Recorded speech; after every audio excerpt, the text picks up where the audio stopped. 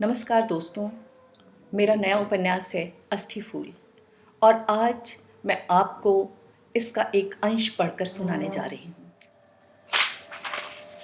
सलीब पर टंगी पृथ्वी, चमकता हुआ विशाल किले सा गोल पृथ्वी जैसा भवन। मंडी सजी है वहाँ, बड़ी मंडी। दुकानदार अलग अलग स्टॉल में, अलग अलग टोकरियों में अपना लाया सामान बेच रहे हैं। दुकानदार आते जाते हैं, टोकरियों की संख्या बढ़ती जाती है, मंडी फैलती जाती है, बड़ी होती, विकराल होती, जाने कहाँ कहाँ तक, दुनिया के इस छोर से उस छोर तक टोकरियाँ ही टोकरियाँ। बेचने वालों के चेहरे साफ नहीं हैं, भाव साफ हैं, उसका फैलना साफ है, उसका चमकना साफ है, बिकने वाली चीज़ें साफ हैं। किन्हीं टोकरियों में आम लदा है, जो पहले रुपए में सैकड़ा के हिसाब से बिका करता था, अब किलो के हिसाब से बिक रहा है। इसमें कोई बीजू आम नहीं है, सारे के सारे कलमी हैं, एक जैसे आकार वाले, एक जैसे स्वाद वाले। किन्हीं टोकरियों में खिलौने हैं, स्फटिक पत्थर की तरह चमकते, शीशे जैसी प्लास्टिक से बने उज्ज्वल, और न जाने कितने रंगों और आकार प्रकार से ध्यान खींचते। मिट्टी के खिलौने स्मृति में बीत रहे हैं, सिर पर घड़ा रखे, एक घड़ा कमर पर उठाए, कामकाजी पनिहारिन मिट्टी की बात की तरह मिट्टी हो चुकी है। मशक से पानी उड़ेलना चाहता भिश्ती बहुत पीछे छूट गया है। उनके रंग रोगन, उनकी कलाकारी, नहीं नहीं, याद नहीं। यहाँ एक से एक चमकदार और लुभावने खिलौने हैं। तरह तरह की तेज रफ्तार मोटर गाड़ियों की नकल में छोटी चमकदार मोटर गाड़ियाँ, क्रेन, ट्रक, बंदूकें, पिस्तौल, AK-47 भी यहाँ आपको मिल जाएगी। जरा सा आगे तो हथियारों का पूरा जखीरा टोकरियों में सजा है। कौन से बम, गोला, बारूद और मिसाइल चाहिए, कौन सा रॉकेट छोड़ा जाना है। ढेरों टोकरियों पर विज्ञान का लेबल लगा है। जाने कौन से लोग आंखों पर मोटा चश्मा लगाए, बाल बिखराए, सिर झुकाए, अपने बूढ़े और जर्जर शरीर को मात देते नए हथियार बनाने में जुटे हैं। ढेरों वैज्ञानिक, इंजीनियर, डॉक्टर, पत्रकार, नेता, बौद्धिक अलग अलग टोकरियों में बैठे हैं। इन्हीं के आगे की टोकरियों में किसी सामान की तरह बैठी हैं औरतें।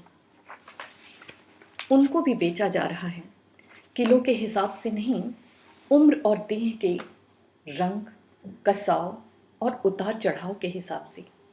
टोकरी में बैठी लड़कियां न उदास हैं न रो रही हैं। उनकी आंखों में बस एक भाव है, वही जो कसाई बाड़ा ले जाते वक्त मवेशियों की आंखों में होता है, जिन्हें मालूम होता है कि वे कत्लगाह में हैं, अपने कत्ल के इंतज़ार में।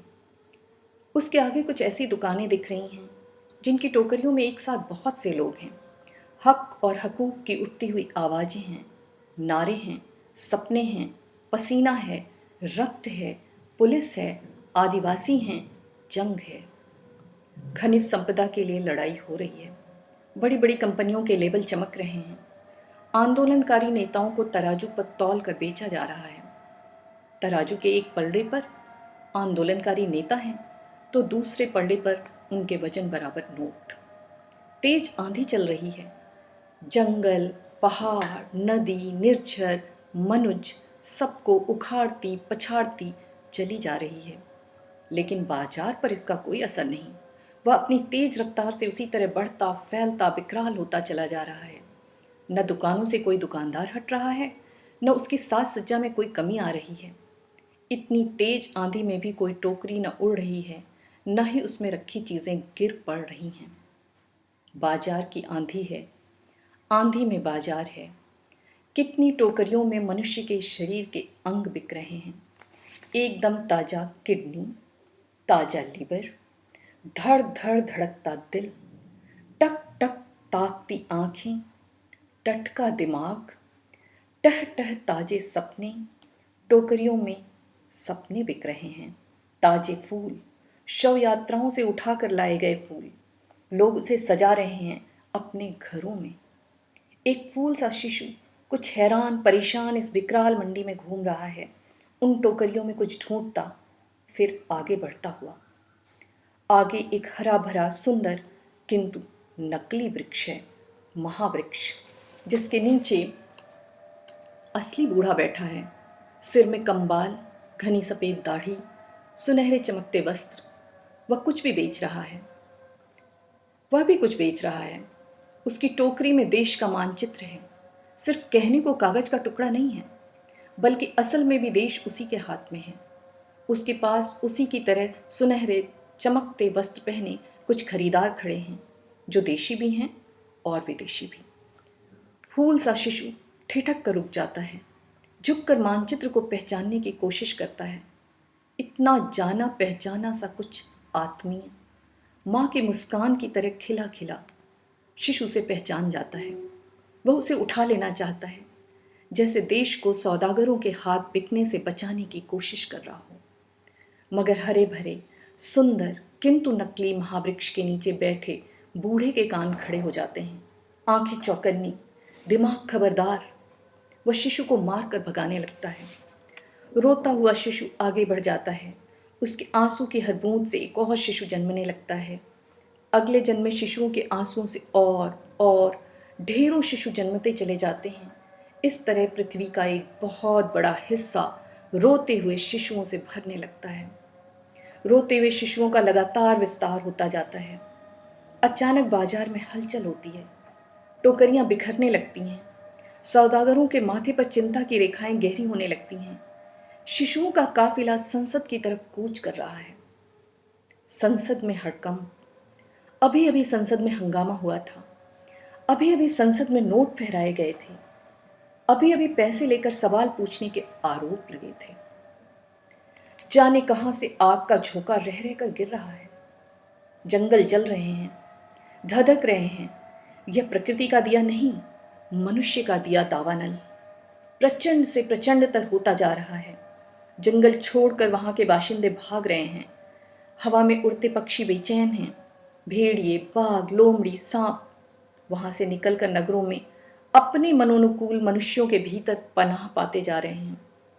उन जंगली जीव जंतुओं का कायांतरण हो रहा है। उनके भीतर के शिकार को दबोचने की अदम्य लालसा आदमी के भीतर दाखिल हो गई है। भेड़िया आदमी के भीतर दाखिल हो गया है।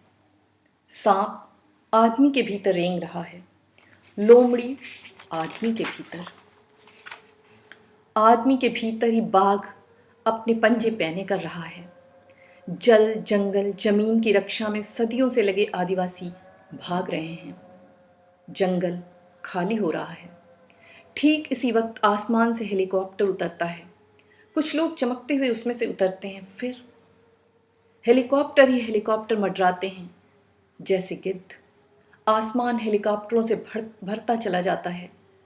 ये कौन से सौदागर उन हेलीकॉप्टरों से उतर रहे हैं जो मनुष्य के लिबास में गिद्ध लग रहे हैं। इधर उधर तमाम नक्शे फैलाए जाते हैं। इधर उधर तमाम नापजोक होती जाती है। इधर उधर तमाम संयंत्र लगाए जाते हैं। इधर उधर तमाम डायनामाइट की आवाज़ें भूधरों के चीथड़े उड़ा रही हैं। तमाम कंपनियों के चमकते नाम उभर रहे हैं। जंगल के नए मालिक आ गए हैं। अब यहाँ नया जमाना आएगा। अब यहाँ नई कंपनियां खुलेंगी। खनन होता चला जाएगा। पृथ्वी के इस छोर से उस छोर तक जहाँ भी एक कतरा बचा रह जाएगा प्रकृति का, जंगल का, जमीन का, घास का, औरत का, खनिज संपदाएं यहाँ से बाहर ले जाई जाएंगी। बड़े बाजार में नए आए सौदागरों की रक्षा में पुलिस और सेना का महकमा पहुंच रहा है। इनके विरोध में लोग निकल आए हैं, नारे लगा रहे हैं। विरोध की सारी आवाज़ों को गोली की आवाज़ से दबाया जा रहा है। इधर शिशुओं का बढ़ता हुजूम बढ़ता हुआ, उधर संसद में हंगामा अब गहरी चिंता के रूप में बदल रहा है। अध्यक्ष समेत सभी सांसदों, हुक्मरानों के माथे पर सिलवटें लगातार गहरी हो रही हैं। शिशुओं का हुजूम बढ़ता जा रहा है। उनके तेज कदम संसद की तरफ बढ़ रहे हैं। मुंबई में किसान विधानसभा की तरफ बढ़ रहे हैं। बनारस में लड़कियां प्रधानमंत्री से गुहार करती बीएचयू गेट पर उमड़ आई हैं। राजस्थान जल रहा है। हरियाणा, कर्नाटक, उड़ीसा, कश्मीर, मेघालय, आग जंगल में सब तरफ लग चुकी है। टोकरी में बिकने को बैठी पलाश, इनारा, पिंकी, गणेशी गोल भवन की सीढ़ियों पर अपने जिस्म की खाल को नोच नोच कर अलग कर रही हैं। मांस को खुरच खुरच कर फेंक रही हैं, अपनी हड्डियों को नुकीला कर रही हैं। वहाँ बहुत से गिद्ध जो इनके जिस्म को नोच नोच कर खाने को आतुर थे, अब भयभीत हैं। उनकी आंखों में वासना की लहरें नहीं, बल्कि लड़कियों के अपनी हड्डियों से हथियार बना लेने के इरादे से खौफ छा गया है। लड़कियों ने अपने जिस्म से खाल और मांस नोचकर हड्डियों से हथियार बना लिया है। वे इन हथियारों की बदौलत अपने सपनखोरों के साथ जंग को तैयार हैं। बाजार के गोल भवन का गोलपन अचानक एक बड़े वृत्त में समा गया है। फिर उसने पृथ्वी की शक्ल अख्तियार कर ली है। रोते हुए शिशुओं के हुजूम और संसद के बीच पल पल दूरी कम होती जा रही है।